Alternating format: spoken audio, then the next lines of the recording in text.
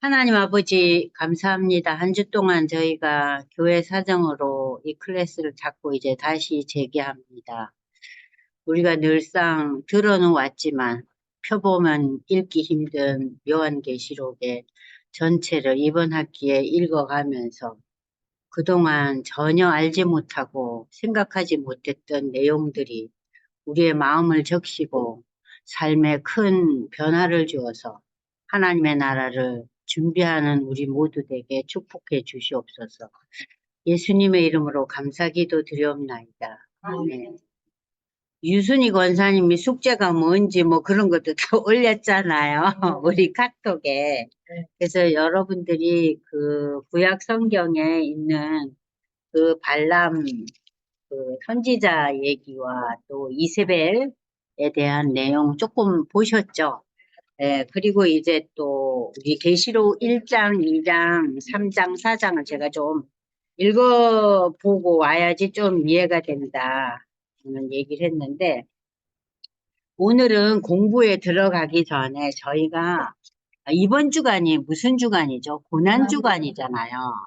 근데 많은 성도들이 이 고난주간은 알아요. 고난주간은 아는데 고난주간 일주일을 전후해서 다가오는 절이 부활절이고 고난주간 전주간이 종료주일이죠.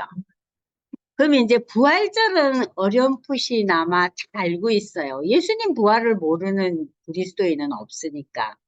근데 이제 종료주일 들어가면은 많이 들었는데 누가 이렇게 질문을 하면 대답을 이렇게 확실하게 못 하세요. 이 종료주일이라는 것은 우리가 이제 여러분들이 제가 오늘 설명한 거를 나중에 카톡에 요거를 썸머리를 해서 올려드릴 거지만 한번 자기들이 한 번씩 써보세요. 이 종료주일이라는 것은 부활절 바로 한 주 전을 우리가 종료주일이라 그래요. 그래서 이 종료주일에 대한 내용은 마태복음 21장 1절에서 11절, 마가복음 11장 1절에서 11절. 외우기 쉽죠? 마태는 21장 1절에서 11절, 마가는 11장 1절에서 11절에 이 종료주일의 배경에 대한 얘기가 나와요. 그럼 종료주일 하면 여러분들이 예수님이 예루살렘 성에 입성할 때 그 무리들한테 이 나귀 새끼를 타고 가는 거 기억나시죠? 그죠? 그리고 준비된 나귀를 타고 가야 된다. 그리고 사람들이 나와서 호산나 찬양하는 내용은 기억하시죠? 그게 종료주일이에요. 근데 이 종료주일이라는 것은 종료나무, 나무 이름 종료나무. 종료나무를 우리가 영어로는 팜트리라 그러잖아요. 팜트리 그 음악 너무 좋잖아요. 아주 뭐 우렁찬 그 행진곡 같은 그 종료나무의 의미가 승리를 상징해요. 그리고 기독교인들의 입장에서 종료나무는 무엇을 상징하냐? 부활을 상징해요. 승리와 부활. 그러니까 예수님이 사망 권세를 꺾으시고 부활하시잖아요. 그러니까 인류 역사상 부활한 존재는 없어요. 예수의 부활은 우리의 부활을 예표하는 거예요. 예수님이 왜 부활하셨나 물어보면 다들 입을 딱딱. 예수님의 부활은 나의 부활을 미리 우리에게 증거로 보여주신 거예요. 나도 부활할 거다. 예수 안에서. 이제 종료주일, 고난주간, 부활절 이해되셨죠? 그리고 종료주일 그 한중간에 금요일을 우리가 뭐라 그래요? 성금요일. 영어로 표현하면 Good Friday예요. 그러니까 이날 예수님이 돌아가신 날이죠. 그러면 또 많은 분들이 부활절이 해마다 달라요. 왜 달라요? 그래요. 부활절은 다를 수밖에 없어요. 부활절을 계산하는 방법이 있어요. 부활절 계산 방법은 아주 간단합니다. 우리가 춘분을 3월 21일로 보죠? 그죠? 그러면 3월 21일이 달력으로 어떤 때는 주일날이 3월 20일일 수도 있고 수요일이 3월 20일일 수도 있잖아요. 그 춘분이 지나고 풀문, 그러니까는 보름이 와요, 보름. 근데 3월 21일이 춘분인데 춘분이 지나고 난 뒤에 보름날이 3월 22일이 보름이다 하면은 그 주간 돌아오는 주일이 부활절이에요. 아시겠어요? 다시 반복합니다. 춘분. 춘분이 지나고 첫 번째 풀문, 만월이 오는 거예요. 보름달이 뜨는 거예요. 그럼 보름달이 뜨고 난 뒤에 다가오는 주일날, 그게 부활절이에요. 굉장히 간단하죠? 근데 처음에 그걸 들으면은요, 기억이 안 돼요. 그러니까 몇 번 들으셔야 돼요. 부활절? 부활절 어떻게 계산하지? 춘분, 불문, 만월, 그리고 다가오는 썬데이. 예. 네. 불문이 그러니까는 보름. 3월 21일이 충분히 지나고 보름이 온다. 그리고 보름이 지난 그 다가온 주일. 그러니까 보름이 토요일 날이 보름날이었다. 그러면 그 다음 날이 부활절이에요. 그래서 부활절이 때로는 3월 말일 때도 있고 때로는 4월 중순까지도 가요. 그게 왔다 갔다 해요. 그리고 우리가 이제 여기서 기억해야 될 것은 자, 그러면은 우리가 사순절을 보냈잖아요. 지난 주간에. 그러면 사순절은 어떻게 계산하느냐? 사순절은요, 40을 가리키잖아요. 근데 여러분들이 40일 플러스 6을 해야 돼요. 왜냐? 이 6은 주일이에요. 주일은 사순절의 그 날짜 계산에서 빠져요. 아시겠죠? 그래서 46일 동안이에요. 그러면은 46일이 숫자로는 46일이지만 사순절은 월화수목금토를 이렇게 지내면서 사순절 새벽 기도회 많이 하잖아요. 그래서 이 사순절이 시작되는 것은 항상 수요일 날 시작돼요. 그래서 이 수요일을 가리켜서 영어로 Ash Wednesday라 그래요. 그게 뭐냐? 제 수요일. 죄를 뒤집어 쓴다는 게 뭐예요? 우리가 회개하고 금식을 의미하는 거예요. 그래서 이제 제 수요일이 시작되면서 46일이 지나면은 이 사순절이 끝나는 거예요. 아시겠죠?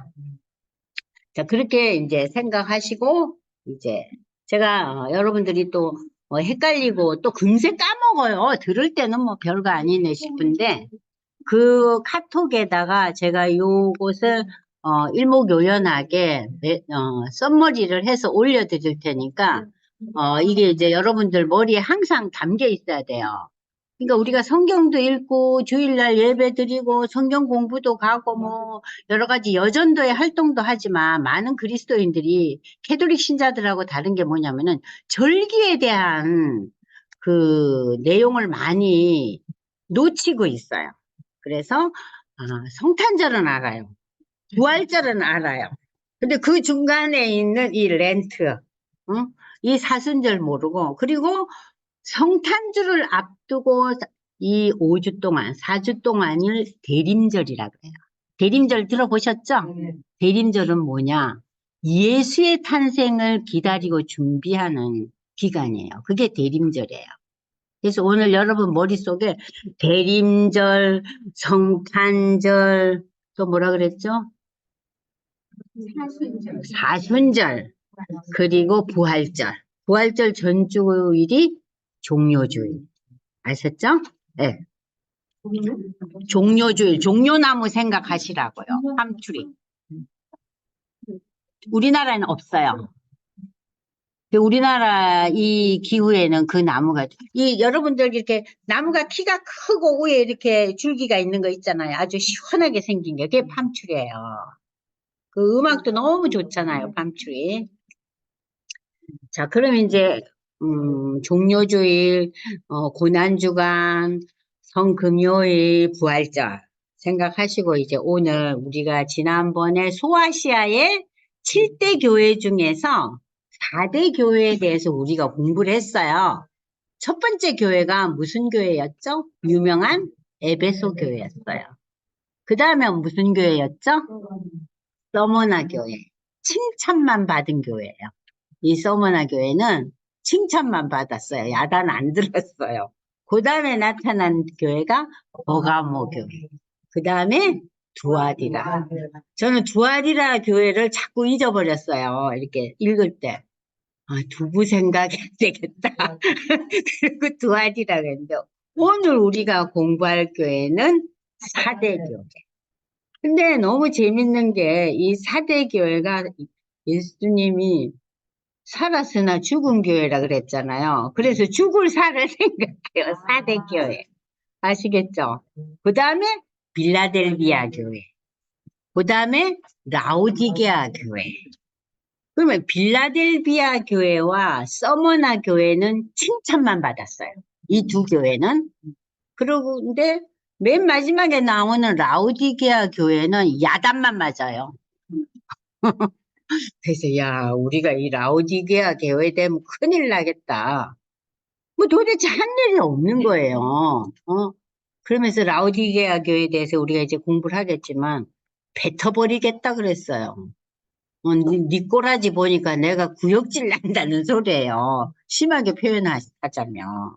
그러니까 라오디게아 교회는 전혀 예수님의 칭찬을 듣지 못했던 교회예요. 그래서 우리가 이 7대 교회를 보면서 야, 우리 남서울교회는 어디 속한가? 어디 속한가? 저는 읽을 때마다 우리 교회는 에베소 교회 같아요. 네, 에베소 교회와 조금 비슷하다. 그런 생각을 좀 해봅니다.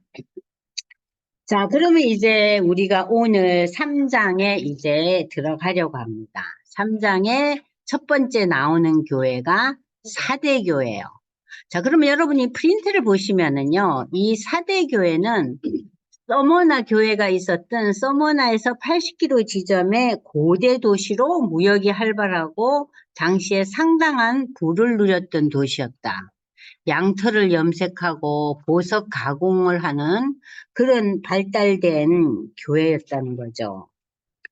그러나 이 교회가 7교회 중 여러 가지 많은 책망을 받고 있으면서 예수님께서 너는 모양은 멀쩡한데 속은 빈 껍데기 죽은 교회라 그랬어요. 그래서 이런 걸 가르쳐서 우리가 경건의 모양만 있고 신앙의 능력이 없는 형식적인 신앙을 가진 그러한 오늘날 우리도 그럴 수 있잖아요. 뭐 교회도 가고 집안 대대로 신앙생활 했지만 별로 그렇게 하나님의 은혜라든지 감격이라든지 그런 데 대해서 별로 관심도 없고 별로 생각이 없어요. 그냥 형식적인 그리스도인.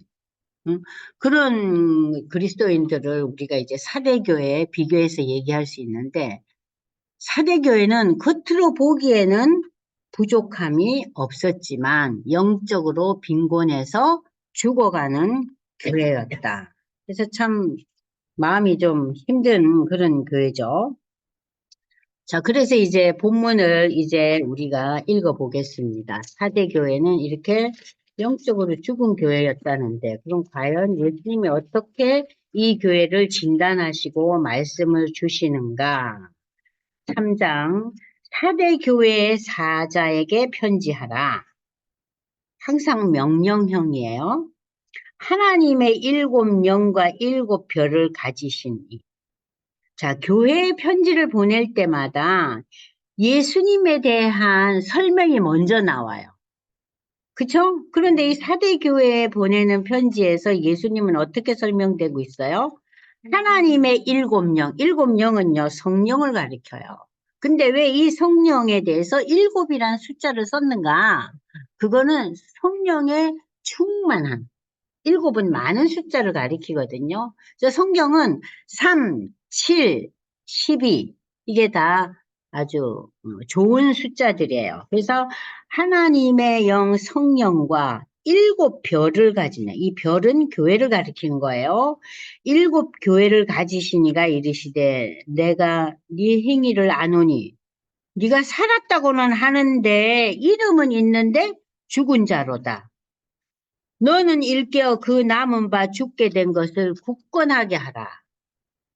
다시 이렇게 세우라는 거예요, 신앙을. 내 하나님 앞에 내 행위에 온전한 것을 찾지 못하였노니 그러므로 내가 어떻게 받았으며 어떻게 들었는지 생각하고 지켜 너의 신앙의 현장을 회개하라. 만일 일깨지 아니하면 내가 도둑같이 이르리니 어느 때 내게 이르는지 내가 알지 못하리라. 도둑이 경고하는 도둑은 없죠. 그러니까 예수님이 갑자기 들이대시겠다는 거예요. 이게 너무 무섭지 않아요? 우리가 학교 다닐 때 갑자기 쪽지 시험 보면 화들짝 놀래잖아요. 예고를 안 하니까. 그러니까 미리 준비하라는 거죠. 그러나 이 사대 교회에도 그 옷을 더럽히지 아니한 자 몇 명이 내게 있어 흰 옷을 입고 나와 함께 다니니 그들은 합당한 자인 영고라. 흰 옷을 입었다는 거. 이것은 의의 옷을 입었다. 믿음의 사람이란 얘기죠. 이기는 자는 이와 같이 흰 옷을 입을 것이요 내가 그 이름을 생명책에서 결코 지우지 아니하고 그 이름을 내 아버지 앞과 그의 천사들 앞에서 시인하리라. 귀 있는 자는 성령이 교회들에게 하시는 말씀을 들을지어다. 자, 이 사대교회에 살았다고는 하지만 죽은 자다. 외면적으로 이 교회의 이름은 알려져 있지만 내적으로는 심각한 영적 빈곤 상태에 빠져 있었다는 거죠. 자, 그러면 이런 사람, 또 이런 교회를 가리켜서 예수님께서는 어떻게 설명하고 있느냐? 여러분들이 지금 마태복음 22장 11절에서 13절까지 한번 찾아서 읽어보겠습니다. 예수님의 말씀 중에서 마태복음 22장, 그 프린트에 나옵니다. 흰옷이라는 데 보면은, 마태복음 22장 11절에서 13절을 함께 읽겠습니다. 종 7이 임금이 손님들을 보러 들어올세. 이제 왕의 초청을 받았어요. 그래서 거기서 예복을 입지 않은 한 사람을 보고 이르되 친구여 어찌하여 예복을 입지 않고 여기 들어왔나냐 하니 그가 아무 말도 못하거늘 임금이 사람들에게 말하되 그 손발을 묶어 바깥 어두운 데 내던지라 거기서 슬피 울며 이를 갈게 되리라 하니라. 청함을 받은 자는 많지만 택함을 입은 자는 적으니라. 그러니까 여기서 준비되어 있지 못하는 거예요. 여러분 윤석열 대통령한테 초청을 받았다. 그런데 머리도 제대로 안 빗고 그냥 집에서 입조는 입고 시집 바꾸고 질질질 가는 사람은 어디 있겠어요? 아무도 없죠. 그러니까 우리가 그만큼 세상의 관점에 있어서는 뭔가 그 질서와 규제에 대해서 우리가 굉장히 민감해요. 준비해요. 왜냐하면 우리가 상식이 있으니까. 근데 우리가 신앙의 상식이 많이 결여돼 있는 거예요. 신앙적인 상식은 우리가 온전치 못하다는 거죠. 무슨 말인지 머리에 와닿죠? 그죠? 근데 여기서 뭐라 그래요? 의의 옷, 믿음의 옷을 입지 않으면은 내가 너를 받아들이지 않겠다는 얘기예요. 응? 자, 그래서 이 프린트를 보시면은 옷을 더럽히지 않았다는 얘기는 제약의 유혹에 물들지 않고, 그러니까 세상의 가치관이나 기준에 흔들림 없이 신앙을 지켜나가는 자들. 그리고 여기 흰옷이라는 이 의미는 예수 그리스도의 십자가의 공로로 얻게 된 의를 가리켜요. 그러니까 우리가 믿음의 신앙 고백할 때 우리가 로마서에서 바울이 뭐라 그래요? 우리를 죄인에서 의인으로 받아주시잖아요. 그 의의 옷을 입는 게 흰옷이에요. 그러니까 영적으로 변화된 거죠. 그래서 이 의의 흰옷이라는 의미는 천국에서 우리가 영원히 입을 예복을 상징하고 있어요. 그러니까 천국 가면요, 옷 사 입을 걱정은 없어요. 그리고 누가 누구보다 더 좋고 더 이쁘고 더 멋지고 더 비싸고 귀한 옷 입은 게 없어요. 왜냐하면은 의의 옷을 입을. 너무 편하겠죠. 예? 너무 편하잖아요. 옷 사는 것도 일이잖아요. 자, 그래서 우리가 지금 이 사대교회를 보면은요, 어때요? 네가 그 옷을 입고 준비를 하라는 거예요. 흰 옷을 입고 준비를 하라는 거예요. 그래서 흰 옷을 입고 준비를 하는데 이 사대교회가 죽은 교회라고 여자는 맞지만 여기에 흰 옷 입은 자가 몇 명은 있다 그랬잖아요. 그래서 이걸 가리켜서 우리가 신학적으로 남은 자라 그래요. 남은 자. 여러분 남은 자 사상 아시죠? 구약에서. 그죠? 하나님이 구약에서 이스라엘 백성들에게 끊임없는 심판과 어려움을 계속해서 퍼부으셔요. 그러나 유대 백성들 가운데 항상 남은 자가 있었죠. 그 남은 자 사상. 남은 자 사상에 대해서 여러분들이 로마서 11장 5절을 한번 읽어보겠습니다. 남은 자. 야, 이 사대 교회에도 남은 자가 있었구나. 참, 그래서 하나님께서 그거를 기뻐하셨구나. 자, 남은 자는 11장 5절을 읽어보겠습니다. 자, 11장 5절.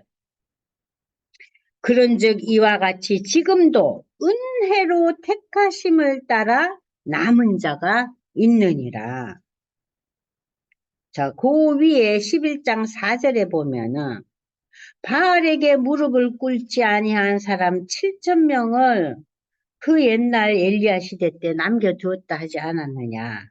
지금도 남은 자가 있다는 거예요. 아무리 세상이 좋고 세상이 포악하고 세상이 때로는 우리의 마음을 흔들어 놨는다 할지라도 하나님 보시기에 남은 자는 어느 교회에나 있다는 거. 이 죽은 사대 교회에도. 자, 여러분들 남은 자 사상 이제 아시죠?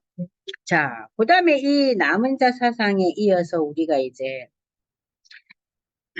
이 전체적인 사대교회 전체를 보니까 여러분이 무슨 생각을 하게 됩니까? 결국 하나님께서 이 남은 자를 통해서 하나님 아버지 앞과 6절에 그의 천사들 앞에서 시인하리라 그랬어요. 이거 뭐예요? 너는 나의 자녀로 하나님 나라 새하늘과 새 땅에 들어올 수 있는 권한을 주겠다는 거예요. 시인하시겠다는 거예요. 그래서 여러분들이 지금 마태복음 10장 32절부터 한번 또 읽어보겠습니다. 이게 복음서에 다 나와요. 요 부분들이. 마태복음 10장. 여러분들 거기다가 32절, 33절 함께 이건 읽어볼까요? 예수님이 어떻게 말씀하고 계세요? 누구든지 사람 앞에서 나를 시인하면 나도 하늘에 계신 내 아버지 앞에서 그를 시인할 것이요. 누구든지 사람 앞에서 나를 부인하면 나도 하늘에 계신 내 아버지 앞에서 그를 부인하리라. 이러한 예수님의 말씀이 이 계시록을 통해서 다시 한번 반복되고 있는 거예요. 연결이 되시죠? 네. 그래서 사대교회는 죽었다고 그렇게 야단을 맞았지만 그래도 남은 자가 있네. 그 남은 자에게 예수님께서 일찍이 복음서에서 나타나 있듯이 하나님 앞에서 우리를 시인하고 받아주신다. 자, 이제 그 다음에 우리는 빌라델비아 교회. 미국에 가면 필라델피아 있죠? 그 필라델피아가 이것 딴 거예요. 빌라델비아. 자, 빌라델비아 교회도 서머나 교회처럼 칭찬만 받은 교회입니다.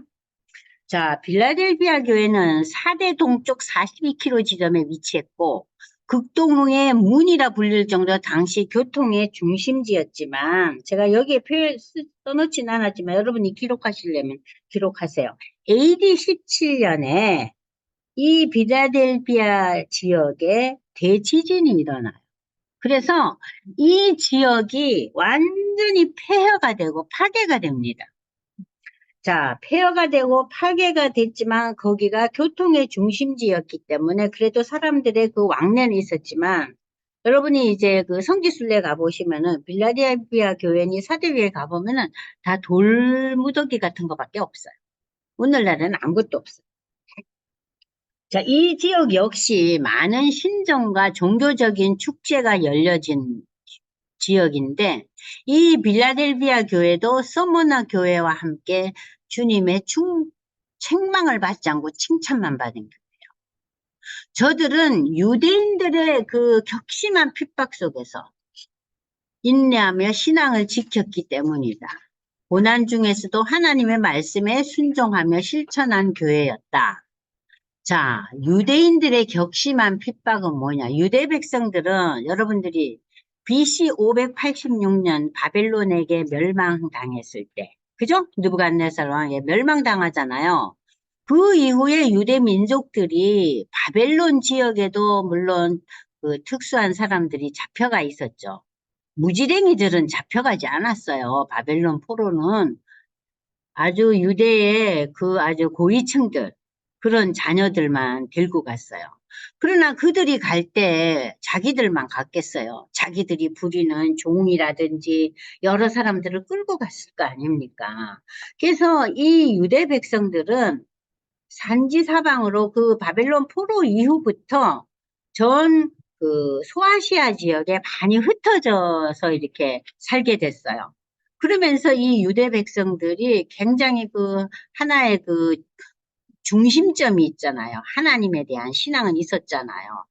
이방 신을 섬기면서도 하나님을 섬기고 또 이방 신도 그럴듯하니까 섬기고 그러나 그들의 마음 중심에는 항상 하나님 그 신앙으로 그 하나가 된 무리들이거든요. 그래서 이 사람네들이 어느 지역을 가나 자기네들의 그 민족 고유의 신앙과 저들의 전통을 고수해 가고 아주 경제적으로 굉장히 활발한 활동을 한 민족이에요. 그러니까 유대인들이 독특한 민족이죠. 오늘날까지도 그래요. 자, 그런데 이 유대인들이 여기저기서 흩어져 살고 있었는데 이 유대인들이 예수 믿는 사람들이 예루살렘 교회의 사도행전에 보면 핍박이 오잖아요. 하루에 3,000명, 5,000명씩 회개를 하니까 이 열두 사도들이 정신이 없잖아요. 그래서 집사 제도를 만들고 교회가 부흥하는데 유대인들이 보니까 이거 큰일 났거든요. 저 예수 믿는 저 인간들이 도대체 왜 저러나. 그래서 엄청나게 유대 사람들이 핍박을 해요. 그래서 그들이 어디로 도망을 갑니까? 그들이 소아시아로 도망을 간 거예요. 지금 여러분들이 나눠진 그 지도표에 보면은. 그 소아시아의 각 지역에 흩어져 살았는데 그리스도인들이 기존에 살고 있었던 유대인들이 있었잖아요. 기존에 살고 있었던. 그러니까 그 유대인들은 이렇게 그리스도인 유대인들이 오니까는 반감이 생기는 거예요. 아니, 아직 메시아가 오지 않았는데, 우리 유대가 세계를 정복하고 세계를 다스리는 그러한 힘을 줄 왕이 안 왔는데, 저런 거렁뱅이 같은 예수가 와서 십자가에 돌아가셨던 존재인데 왜 저 존재를 저렇게 믿고 난리버거지를 치냐 하면서 이 유대인들이 엄청난 핍박을 해요. 그 서머나 교회도 핍박을 많이 받았잖아요. 그래서 예수님이 유대인들한테 사단의 해라 그랬잖아요. 그 2장에서도 유대인들을 사단의 해라 그랬어요. 사단의 무리라고까지 하는데 여기서도 마찬가지예요. 그러니까 이 빌라델비아 교회도 유대인들의 격심한 핍박 속에서 인내하면서 기독교 신앙을 지켰어요. 그래서 그들은 그 큰 고난 중에서도 여러분들 같은 민족끼리 겪는 그 갈등이 더 마음이 힘들잖아요. 외부의 세력보다. 그러니까 이 빌라델피아 지역에 와서 교회를 이루고 있던 그 그리스도인들이 유대인들 때문에도 상당한 그 어려움이 많았어요. 그래서 그 유대인들이 모였던 회당과 기독교인들이 모였던 이 빌라델피아 교회 사이에 엄청난 갈등이 있었던 거죠. 자, 이러한 그 빌라델피아 교회의 그 기본적인 흐름을 여러분들이 머리에 두고 이제 성경에 들어가면 7절부터 나옵니다. 빌라델피아 교회의 사자에게 편지하라. 자, 여기서는 예수님을 뭐라고 표현했느냐? 거룩하고 진실하사 다윗의 열쇠를 가지시니다. 그는 열면 닫을 사람이 없고 닫으면 열 사람이 없는 자다. 자, 이건 뭐예요? 절대자라는 거 아니에요? 자, 거룩하고 진실하다. 이 얘기는 뭡니까? 그만이 진리시다는 거예요. 오늘날 우리가 평상 사는, 그러니까 뭐 기독교 신앙을 떠나서 그냥 인간으로서 보통 사는 사람들의 진리는 뭐예요? 윤리와 도덕과 철학과 인간의 지혜에 근거한 것이 진리예요. 양심과, 그죠? 그러나 기독교가 얘기하는 이 진리라는 것은 인간의 지혜와 인간의 도덕과 인간의 윤리에 근거한 진리가 아니죠. 기독교가 얘기하는 진리는요, 우리는 하나님 앞에 죄인이라는 고백이에요. 그래서 그 죄의 문제를 우리가 어떻게 해결하느냐, 어떻게 우리가 하나님 앞에 다가가느냐, 어떻게 우리가 하나님과 연결고리를 맺느냐, 그 우리의 죄를 위해서 예수가 돌아가셨다. 하나님께서 예수를 인간의 몸을 입혀서 오시게 하시고 십자가에 돌아가게 하시고 그 죄를 담당케 하셨다. 그 앞에서 내가 죄를 자복하고 인정하고 하나님의 은혜를 구할 때 이것이 이제 믿음이잖아요. 그러니까 그것이 진리라는 거예요. 그러니까 기독교가 초점을 맞추는 진리와 세상이 초점을 맞추는 진리는 엄격하게 달라요. 진리의 개념이 달라요. 그러면 기독교가 얘기하는 윤리와 도덕은 뭐냐? 그 예수 신앙에서 빚어지는 성령의 인도함을 받아서 우리가 윤리와 도덕을 겸비하게 되는 거예요. 우리는 윤리와 도덕이 나중이에요. 처음에 뭐예요? 첫 번째 단추는 뭐예요? 신앙이에요. 하나님 앞에 내가 죄인이라는 고백이에요. 그러고 난 뒤에 그 죄인이라는 우리의 고백에 대해서 하나님 기뻐 여기시고 우리에게서 뭘 선물로 주셨어요? 성령을 선물로 주셨잖아요. 예수님이 떠나시고 우리에게 성령이 온 게 뭐예요? 우리가 신앙에 대한 하나님의 선물이 성령이에요. 그래서 우리가 성령을 받고 난 이후에 우리의 삶에 달라지는 양상이 기독교인들의 윤리와 도덕이고 지혜라는 거예요. 너무 다르잖아요? 근데 이렇게 다른데 그냥 우리 애들이 뭐 예수를 믿던가 말던가 뭐 우리 남편이 뭐 교회를 안 와도 뭐 아이고 지 나름대로 잘 살면 됐다. 우리 자식들이 공부 잘한다. 우리 자식이 사업에 성공했다. 우리 자식들이 다 성실하다. 그걸로 많은 그리스도인 부모들이 만족해 해요. 그것이 오늘날 그리스도인들의 큰 문제점이에요. 그래가지고 무슨 전도가 되겠어요? 세상 사람하고 똑같지. 기독교를 믿는 신앙은 하나의 나의 삶의 한 부분일 뿐이에요. 그게 가장 중요한, 내 인생의 가장 중요한 베이스고 내 인생의 최종 고울이라는 게 결여돼 있잖아요. 그러니까 우리가 자녀들한테 신앙에 대한 이 강조점을 너무 축소시키고 살고 있는 거예요. 학교 가서 공부 잘해라.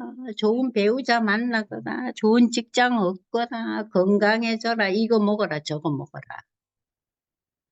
최 집사님, 기도를 어떻게 해야 되겠어요? 그냥 우리 새끼 잘 되거라, 잘 되거라. 그건 아니죠. 그러니까 우리의 기도의 가장 큰 중요한 포인트는 뭐냐? 우리 아이가 나한테도 잘합니다. 열심히 삽니다. 나름대로 괜찮아요. 그러나 하나님 걔가 신앙적으로 너무 준비가 안 돼 있네요.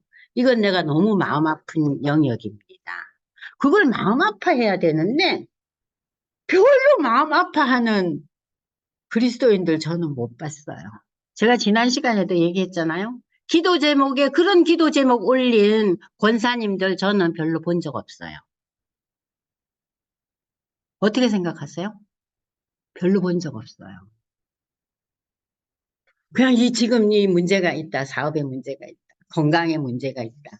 거기에 우리가 다 마음이 빼앗겨 있는 거예요. 근데 우리의 진정한 그 목표는 우리 자녀들이 신앙생활을 해야 돼요. 지금은 비록 얘가 지일에 미쳐 다니고 뭐 열심히 산다 하는데 하나님 저거 중요하지만 그래도 저 녀석이 어찌됐든 간에 주님을 바라보는 믿음의 길을 가야 됩니다. 그게 내 유언입니다. 그렇게 기도하셔야 돼요. 아셨죠? 그렇게 유언 기도하셔요. 배우는 듣겠지? 그러니까는 그런 얘기 못 들었어도 엄마가 많이 아팠단 말이에요. 그 암 선고 받고 막 수술하고 아플 때 어머니가 그때서야 내가 뭐 병에서 회복될 수도 있지만 또 뭐 오래 못 살 수도 있지 않느냐. 그런데 내가 니한테 바라는 거는 뭐 네가 그렇게 나한테 그렇게 마음 아프게 한 적 잘 살아왔지만 네가 신앙에 대해서 전혀 관심 없다는 게 내가 가장 지금 마음 아픈 일이다. 그렇게 얘기하셔야 돼요. 지금 우리가 이 교회의 여러 가지 모습을 배우잖아요. 그 모습을 우리가 구체적으로 적용하자면 그렇다는 거예요. 제 얘기가. 지금 제가 얘기하는 건 적용이에요. 자, 그래서 지금 다시 또 빌라델피아 교회 이 거룩하고 진실하사 이것은 진리이신 다윗의 열쇠를 가지시니 예수님이 진리이시고 예수님이 다윗의 열쇠를 가졌다는데 이 다윗의 열쇠라는 의미가 뭡니까? 다윗은 예수 그리스도의 그림자예요. 그러니까는 구약 시대의 대표적인 왕이 누구예요? 유대 왕이 다윗이잖아요. 그러면 예수가 이제 유대 왕으로 오실 분이잖아요. 그러니까 다윗의 열쇠라는 것은 왕이 열쇠, 키를 가지고 있다는 거예요. 그러니까는 이 예수 그리스도의 그림자이신 이 다윗은 구약 시대의 왕들을 대표하는 인물이죠. 열쇠라는 것은 왕의 통치와 권세, 절대 주권을 말합니다. 따라서 다윗의 열쇠란 예수님의 절대 주권을 나타내는 거예요. 우리가 방문은 내가 키를 열 수 있지만 내 인생의 열쇠는 내가 열 수 없어요. 내가 내 마음대로 됐을까? 내 마음대로 뭐가 돼요? 나 생각은 하고 그걸 향해서 우리가 노력은 하지만 그 내 인생의 키는 주님 갖고. 자, 그러면서 이제 이 다윗의 열쇠를 가지시니 곧 열면 닫을 사람이 없고 닫으면 열 사람이 없는 예수님이 말씀하실 때 볼지어다 내가 내 앞에 열린 문을 뒀다. 열린 문은 뭐예요? 닫혀진 문이 아니고 열린 문이라는 것은 복음을 전할 수 있는 기회, 갈급한 심령들 이걸 상징적으로 나타내고 있어요. 내가 네 앞에 복음이 필요한 자들, 예수의 신앙에 대해서 갈급한 자들을 너희에게 주었는데 능히 닫을 사람이 없으시다. 그 마음을 닫힐 자가 없다. 내가 네 행위, 그러니까 빌라델피아 교회와 성도들의 그 신앙적인 삶을 아노니 내가 작은 능력을 가지고서도 내 말을 지키며 내 이름을 배반하지 아니하였도다. 이 빌라델피아 교회도요. 서머나 교회와 마찬가지로 아주 가난하고 연약한 교회였어요. 그런데 자, 작은 능력, 그러니까 세상적으로 큰 힘을 발휘하지 못했지만, 그러나 비록 작은 능력을 가졌지만은 예수의 이름을 거부하지 않고 믿음으로 살았다는 거죠. 이 빌라델피아 교우들이. 보라 사단의 회당 곧 자칭 유대인이라 하나 그렇지 아니하고 거짓말하는 자들 중에서 맷을 내게 주어 그들로 와서 내 발 앞에 절하게 하고 내가 너를 사랑하는 줄을 알게 하니라. 자, 유대인들 그 핍박하는 유대인들을 가리켜서 예수님이 2장에서도 그랬지만 사단의 회당이라. 지금 그러니까 예수를 거부하는 하나님의 택한 백성인 유대 사람들이 모이는 그 회당을 뭐라 그래요? 사단의 모임이라. 이게 엄청난 표현이에요. 이 시대적으로. 오늘날 우리는 그냥 읽지만 그 시대 그 유대인들이 얼마나 결집돼 가지고 회당에 모였어요. 가는 곳곳마다. 그죠? 근데 그걸 가리켜서 사단의 모임이라고 그랬어요. 왜냐하면 그들이 예수를 거부했기 때문에. 그런데 결국 그들이 믿음의 사람들 앞에 절한다는 거는 뭐예요? 그들 앞에 거꾸러지고 내가 너를 사랑하는 줄을 알게 하리라. 그러면서 이 빌라델피아 교회뿐만 아니라 이 소아시아 지역의 교회가 그 시대는 굉장히 많이 활발했어요. 그래서 이 활발해진 것이 바울의 여정이었고, 바울에 이어서 그 이후에 사도들과 또 수많은 그리스도인들 지도자들이 이 소아시아 지역에 복음이 아주 그냥 굉장히 활발하게 전달됐어요. 왜냐하면은 그게 열린 문들을 뒀다는 거예요. 갈급한 심령을 두었다는 거예요. 그런데 오늘날 이 지역 가보세요. 교회 그림자도 없어요. 여기 이 터키 가보세요. 완전히 터키 지역은 교회에 그냥 조그마한 그 건물에 뭐 3층, 2층 이런 조그만 교회들이에요. 그러니까 달라진 거죠.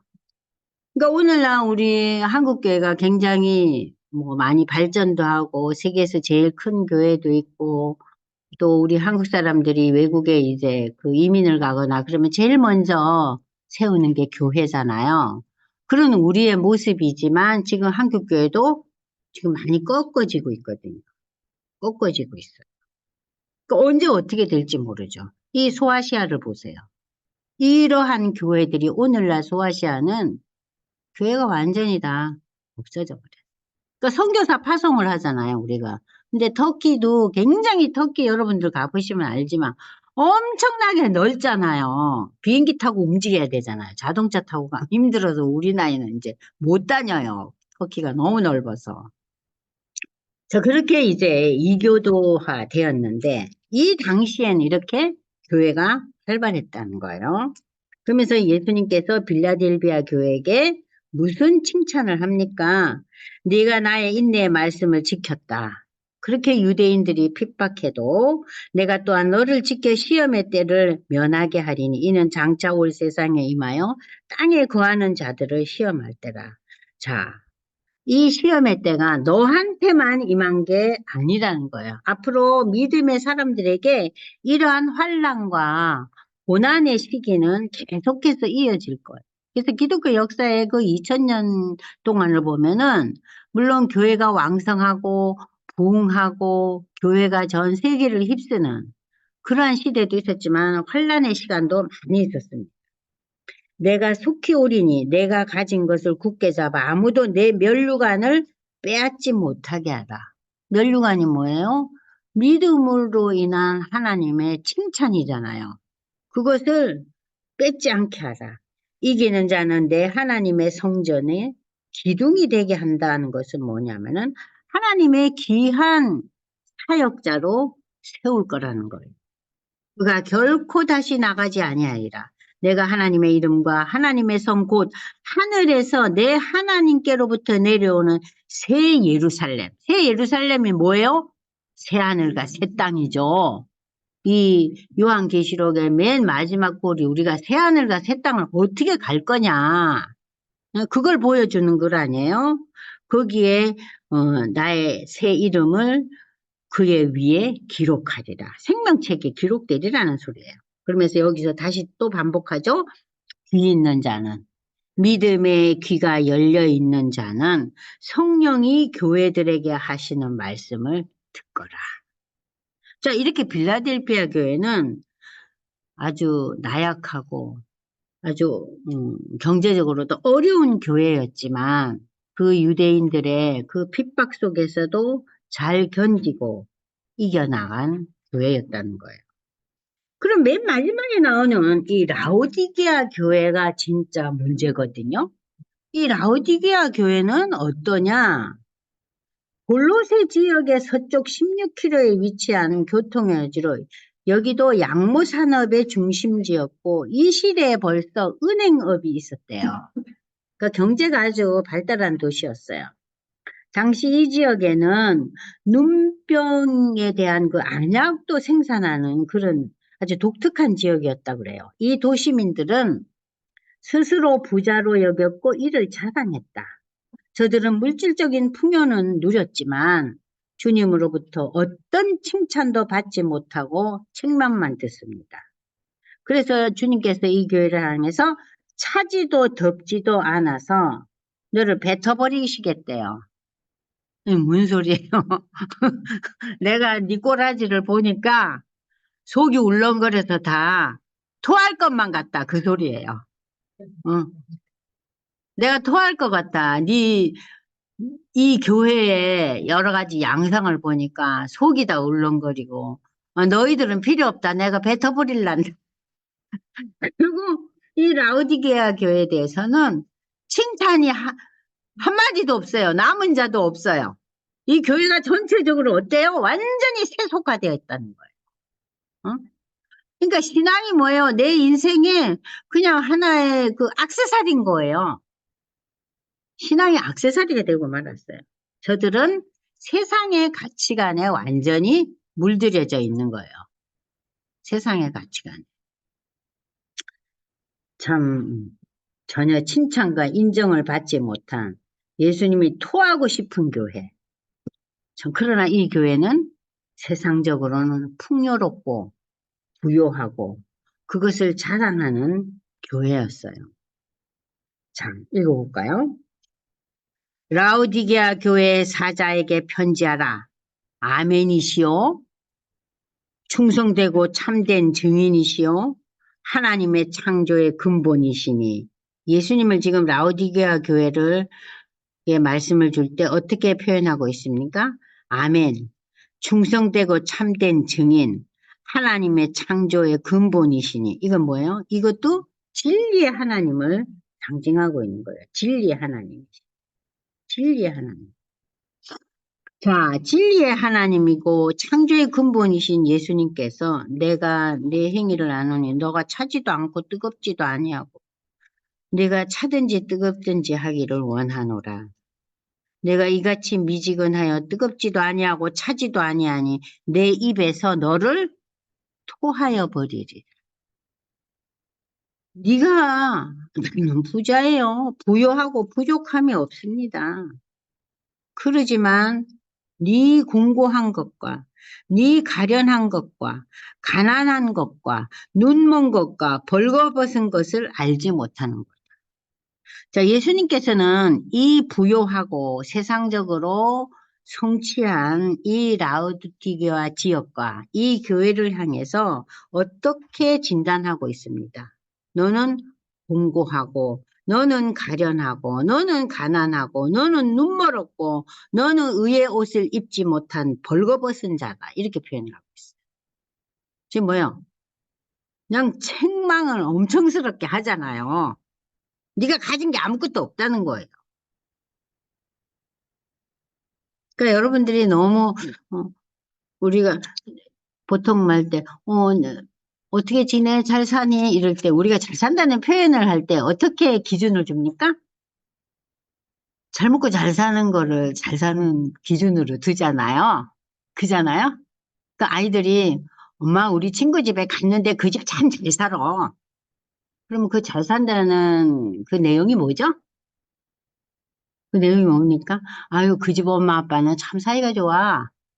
뭐 그 집에 갔더니 엄마 뭐 그렇게 대단히 집이 좋고 그러지는 않은데 그지 엄마가 참 정스럽고 맛있게 해주더라. 비싼 음식 아닌데도 그런 걸 잘 산다고 우리 애들이 표현 안 해요. 그죠? 어떠세요? 백권사님 어때요? 그런 거 잘 산다고 표현 안 해요, 애들. 그죠? 와, 그 집 가니까 삐까뻔떡 하더라. 그 집 아빠 차 멋있더라. 그런 거를 우리는 평상시에 잘 산다고 표현해요. 그러니까 우리의 언어가 달라져야 돼요. 우리의 언어가. 우리 언어가 달라져야 돼요. 무엇이 잘 사는 거냐? 그잖아요? 반포 지역에 레미안 산대. 잘 사네. 그게 우리 표현의 전부예요, 요즘. 그잖아요. 그죠? 자, 그런데 이 라우디게아 교우와 이 지역 사람들이 다 그런 상황 속에서 지금 신앙을 가진 자나 안 가진 자나 다 그런 상황이에요. 근데 예수님은 네가 벌거벗었다는 거예요. 네가 눈이 멀었다는 거예요. 내가 너를 권하노니 내게서 불로 연단한 금을 사서 부요하게 하고 흰 옷을 사서 입어 벌거벗은 수치를 보이지 않게 하고 안약을 사서 눈에 발라 보게 하라. 예수님의 지금 처방전이 뭡니까? 불로 연단한 금. 불로 연단한 거. 그래서 우리가 히브리서 12장 12절에서 6절 보면은 하나님이 사랑하시는 자에게 뭘 주셔요? 연단을 하셔요. 힘들게 하세요. 고난을 주세요. 그래서 그 고난 가운데서 하나님의 은혜를 발견할 수 있도록. 그래서 지금 그러한 고난의 처방전을 내주시는 거예요. 연단한 금을.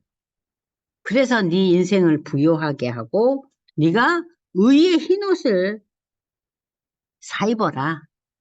의의 옷을 입어라. 그리고 네 눈이 지금 뒤집어져 있잖아요. 세상에 좋은 것들에.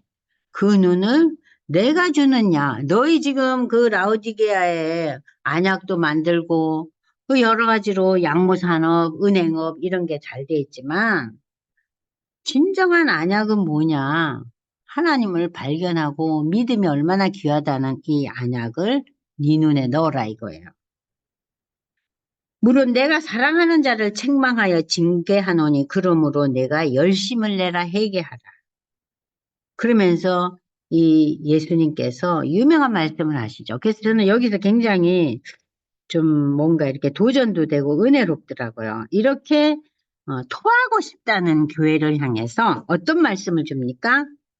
볼지어다 내가 문 밖에 서서 두드리노니 누구든지 내 음성을 듣고 문을 열면 내가 그에게 들어가 그와 더불어 묵고 그는 나와 더불어 먹으리라. 이 뭐예요? 내가 너희를 끊임없이 믿음의 경고장을 날리겠다는. 그러니까 하나님의 쉼없는 사랑의 표현을 하고 있는 거예요. 다른 교회들에게는 이런 말씀 안 주셨잖아요. 근데 제일 하나님으로부터 멀리 가 있는 자들에게 내가 문 밖에 서서 두드리노니. 여러분 이 본문 보면 생각나는 그림 아시죠? 그죠? 꽃이 막 있고 이렇게 문이 있는 예수님이 이렇게 서 있는 거. 이렇게 불을 들고 그죠? 그 기억나시죠? 자, 내가 문 밖에 서서 두드리노니 누구든지 내 음성 듣고 문을 열면 내가 그에게 들어가 그와 더불어 먹고 그는 나와 더불어 먹으리라. 이기는 그에게는 내가 내 보좌에 함께 앉게 하여 주기를. 내가 이기고 아버지 보좌에 함께 앉은 것과 같이 하리라. 내가 이겼다는 것은 예수님께서 요한복음 16장에 나와요. 나는 세상을 이겼다고 얘기해요. 여러분 세상을 이긴 자는 이 세상에 아무도 없어요. 세상을 이긴 자가 어디 있어요? 세상에 다 흔들림에 우리가 힘겨워하면서 살잖아요. 근데 예수님만이 내가 세상을 이겼노라. 자, 내가 이기고 아버지 보좌에 함께 앉은 것처럼 너희도 세상을 이기고 하나님 보좌 옆에 앉힐 거다. 아, 이렇게 말썽쟁이 라오디게아 교회와 성도들에게 가장 정말 큰 축복의 말씀을 주세요. 그게 우리 사람과 또 다른 하나님과의 그 차이점이 아닌가. 우리는 말썽을 부리고 문제를 일으키면 어때요? 짜증부터 나잖아요. 그래서 무슨 생각부터 해요? 어떻게 혼내줄까? 어떤 페널티를 줄까? 근데 예수님께서는 처방전을 주시고, 그죠? 처방전을 주시고, 이렇게 위로의 말씀을 주세요. 내게 오라고. 그러면 너로도 세상을 이기게 하고 하나님 보좌에 앉혀주시겠다. 그래서 말썽쟁이 있어도요, 여러분들이 너무 낙심하지 말고, 주님처럼 이렇게 더 큰 위로와 격려의 말씀을 주면서 하나님의 자녀되게 해야 되지 않겠나. 그런 생각이 저는 라오디게아 교회 그 마지막 말씀을 통해서 많이 생각하게 되더라고요. 그래서 우리가 이제 지금 2장과 3장을 통해서, 교회에 대한, 일곱 교회에 대한 내용을 봤어요. 그죠? 그럼 여러분들이 이 일곱 교회를 통해서 우리에게 어떤 영적 교훈을 예수님께서 주시냐. 자, 여기 우리 프린트 18페이지 보겠어요? 당시 실존한 일곱 교회에 대해서 말씀하시면서 하나님이 원하시는 교회상을 제시하고 있다. 소아시아 일곱 교회의 이 실상을 선포하면서 오늘 살고 있는 우리에게 참 교회란 어떤 교회인가? 자, 예배소 교회는 정통적인 신앙을 고수했어요. 그러나 그들이 예수 믿으면서 경험한 신앙의 감격과 기쁨을 잃어갔다 그랬잖아요.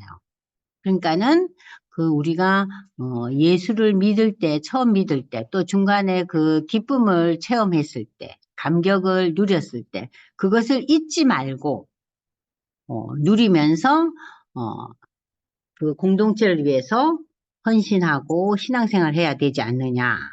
그 다음에 서머나 교회에서는 환란과 가난한 삶 속에서도 그 환란도 물론 그 당시에 그 유대인들 가난한 삶 속에서도 굳건히 믿음을 지켜나가라는 아름다운 신앙 공동체 서머나 교회는 하나님께 충성된 교회다. 이 교회도 참 어려웠던 교회라 그랬죠. 자, 교회 안에 타락한 세상 문화가 있었다 그랬죠. 그죠?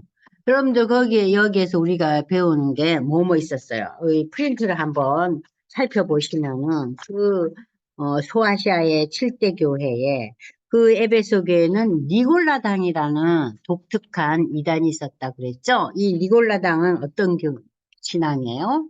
예수 믿으면 끝이다. 뭘 해도 괜찮다. 예? 오늘날 구원파와 같은 그런 신앙 노선이라 그랬잖아요. 그 다음에 또 다른 교회에서도 우리가 보면은, 버가모 교회에서 발람의 교훈이라는 그 민수기에 나타나는 내용 나오잖아요. 그러니까는 돈을 밝히는 이 선지자, 이 예언자. 그러니까 그들이 그 돈과 우상의 재물에 빠져서 신앙을 가지고는 있지만은 돈에 약한 거예요. 그리고 우상의 재물에 대해서도 이게 우상의 재물을 바울이 얘기했듯이 이거 하나님이 주신 거니까 먹어도래. 그러나 내가 이 우상의 재물을 덤성덤성 먹는 걸 보고 처음 교회 나온 사람들이 마음이 힘들어하고 뭐 저 사람은 저 이방 신한테 바친 걸 어찌 저리 아무렇지도 않게 잘도 먹네 하면서 마음이 어려워지면은 내가 바울이 뭐라 그랬어요? 내 평생 고기를 안 먹겠다 그러잖아요. 그런 마음의 배려가 있었잖아요. 자, 그런 이러한 그 시대적인 상황이 있었고, 또 두아디라 교회는 어떤 이단이 있었어요? 아합 왕 아내 이세벨.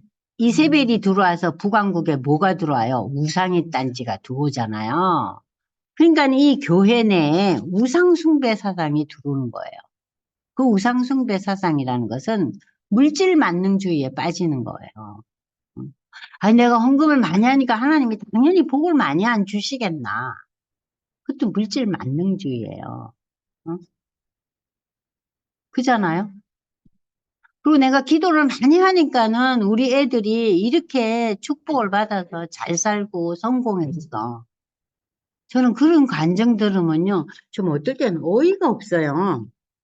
저 사람은 그래서 현실적인 삶에 그렇게 매료되어 있는 사두개인하고 다를 게 뭐가 있는가? 사두개인들은 부활을 안 믿었다 그러잖아요. 유대인들이지만. 왜 안 믿었어요? 현실의 삶에 집착했기 때문에. 근데 그리스도인들 중에서도 그런 분들도 때로 있어요. 자, 이러한 이단적인 기독교 신앙과는 완전히 위배되는 그러한 신앙 노선에서 우리가 벗어나야겠죠? 그래서 이 교회 안에 타락한 그 세상 문화를 우리가 어, 단절시키고 그것을 이렇게 완전히 거부하고 거기에서 우리 교회를 보호해야 됩니다. 그리고 네 번째, 세상적인 가치관에 빠진 지도자의 가르침. 이세벨도 지도자였잖아요. 이세벨을 따르는 거짓 여선지자가 있었다 그랬죠. 그러니까 이러한 가르침에 대해서 우리가 완강하게 거부할 수 있는 그런 신앙 공동체가 돼야 된다. 그리고 사대교회에서는 뭐라 그랬어요? 경건의 모양만 있고 능력은 없는 교회. 응? 그래서 형식적인 교회 틀과 교회 여러 가지는 다 잘 준비가 되어 있지만 양적인 성장이 멈추고 질적으로도 완전히 다운되어 가고 있는 교회에서 우리가 벗어나야 된다. 그 다음에 빌라델피아 교회도 어려웠던 교회였죠. 그 교회를 향해서 하나님께서는 고난 중에서도 그들이 인생의 그 여러 가지 어려움 속에서도 인내하면서 예수 그리스도를 따라가는 그 신앙의 모습들. 또 라오디게아 교회에서는 그 물질적인 부요, 영적인 그 빈곤함, 이러한 그 삶 속에서 예수님께서 머물지 말고 내게 나오라 그랬잖아요. 그래서 이 라오디게아 교회의 그 마지막 그 본문이 굉장히 의미심장한 본문이에요. 어? 내가 문을 두드릴 테니 너희가 문을 열고 나를 영접하라는 거예요. 자, 그래서 우리가 지금 소아시아의 7교회를 봤는데 제가 프린트 나눠드렸죠. 그죠? 프린트를 한번 펴보세요. 소아시아의 7대 교회. 프린트를 보시면은 제가 여기 아마 그 우리 여러분들한테 나눠주지는 못했지만 이 컴퓨터에는 이걸 저장을 했어요. 보면은 소아시아의 그 7대 교회가 나오잖아요.